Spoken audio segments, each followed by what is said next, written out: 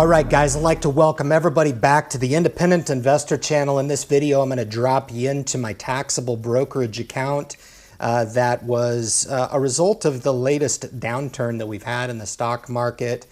You guys know that I was waiting to deploy some cash into the market. This was the resulting portfolio from that.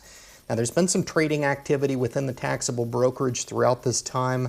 That's how I leveraged some of my free cash that I had throughout the downturn. But some of these positions are becoming really solidified in the joint brokerage account. It is the third large account that I have where I wanted to establish some dividend income payers and a potential drop point for where and when I consolidate my other accounts and bring those taxable accounts home. I do have 3 other taxable accounts. This will be my largest one that I'm going to chronicle for you today. It's approaching $100,000 in value, so I think you guys will appreciate and understand how I'm maneuvering some of the positions within the Roth in relation to how I'm managing some of the positions in the taxable brokers. So I'm going to drop you into the account now, guys. Please enjoy the review. All right, guys, welcome into the taxable brokerage account. This account is fairly newly established, and it was as a result of putting some of the cash that I had put aside and put to work during this most recent downturn over the last couple months. It just recently kind of dawned on me when I was going through this account today and looking to add more dividend growth into this portfolio that I'm done. Very rarely do I ever reach a point where I'm somewhat satisfied.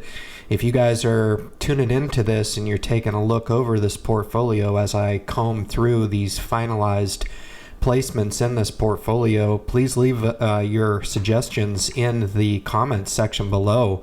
I'm very curious to pulse in with the community. If this was your portfolio, how would you look to improve upon it?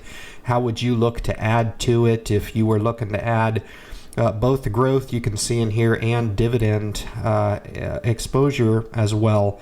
But some of the picks that were really on the fence for me was AbbVie for sure. Bristol Myers, probably those two are in the same category. I opted for CVS, which was on my my recent rollout for stocks to buy dividend payers. The CVS really just looked a lot more attractive to me. I do need to increase my exposure to technology, which is about as difficult as I can possibly think right now. I do have some old tech in the portfolio with IBM within the Roth IRAs, but Intel would certainly be at the top of the list. I currently don't own it. That may be a future addition to this, but there's been so much churn in this portfolio. I do want to start here with Realty Income Corp, which I've successfully been able to sell a block position of 50 shares in O, and then finalize this 100 share position to actually get me back to liquidating this and reestablish this position within the Roth IRA. So just a takeaway for you guys that are new investors, just a note to yourself, try to own the REITs within the Roth. I'm not going to get too overblown on that, but that was my mistake. And one of the content creators actually helped steer me in the right direction on that with regard to the qualified and non-qualified aspect of these payouts when they're made. Better to have that tax protected in the Roth. We'll jump into the review. Apple Computers. This strategically worked in this portfolio as a company that I put into the rare category of a buy and hold forever. So Apple here, rather sizable position at 25 shares. We'll own these. These are long. These are not tradable positions here, and we'll look to hold this as an anchor in the portfolio. I don't mind it in the taxable account because, again, the shares are going to be held long. And we'll just establish that. Now, Microsoft fell in the same category. So you can see here how I put the big tech in this taxable account because, again, I do feel like these are really just buy and holds forever for me. Biggest mistakes I've ever made have been selling these two fine names. And I know there's some folks out there that would probably argue against holding them now as they are valued fairly rich, priced to themselves. But I don't really care. If you're going to gain technology exposure, you might as well gain it through the top two companies in my mind to own in the technology space. That's Amazon and Microsoft, respectfully. So the growth I've added in here was Amazon, Facebook, and Google. Now these are starting positions here, guys. Google at 2 shares.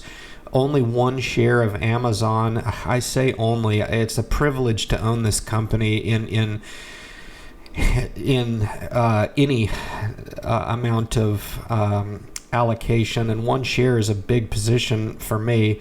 I needed some discretionary, and I've got the partial share as well growing in the M1 Finance. So eventually when I merge these two accounts, eventually, not in the short or medium term, I think this is probably going to be down the line, I'll have this 1 share position as the base position in that, and then add the partial shares. Hopefully they've been able to accumulate over time when we bring this in.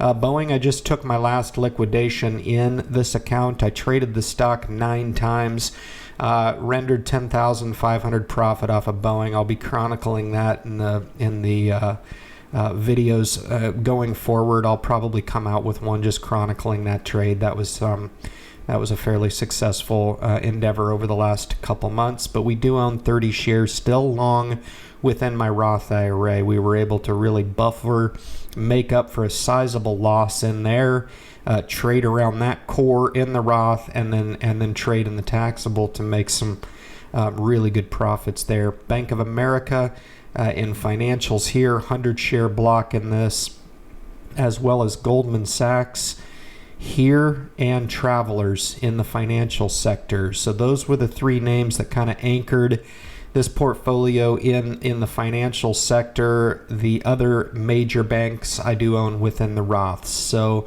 the big aspect of this portfolio is the exposure to the utilities. And you can see here the 2 anchors here are Duke Energy and Southern Company. Here, I've got big share accumulation of those. I think I've got 100 shares of each. So some large positions that really help solidify that dividend growth. And for you, a lot of you people out there who are looking for a cash alternative and you're not really that excited about the high yielding savings account, I'm in that camp. I'm not really into going in and taking a teaser rate at 2.25%, only to have them adjust the terms on me when I've signed up for their institution. I'd rather just go with the underlying equity of a regulated utility, take the fat dividend, and maybe a little bit of capital appreciation to boot.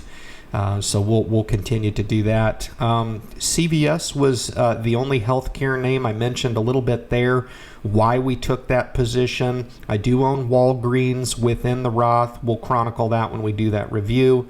And then the newly established industrials play that I rolled out again on my dividend video that I came out with is General Dynamics here and Lockheed Martin here.